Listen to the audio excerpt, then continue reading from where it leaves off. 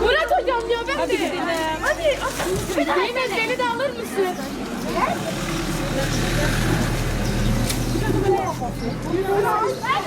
Bir İmam Hatip olarak çevrenin temizliğine ve insanın kalbinin temizliğinin çevreye yansımasını için bu projeyi farkındalık yaratmak istedik.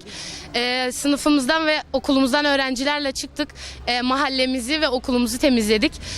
Farkındalık yaratmak istiyoruz. Milletimizin çevreyi kirletmemesini ve kendisine saygı duyulmasını istiyorsa dışarıdaki hayvanlara da saygı duymasını ve dışarıyı kirletmemesini istiyoruz. Mahallemizi, okulumuzu, çevremizi temiz tuttuk. Çünkü temizlik imandan gelir. Ki ben İmam Hatipliyim. Yani temizliğe çok önem veren biriyim. Yani çevremizi temiz tutalım. Yani çünkü kirli çevre demek kirli insanlar demek.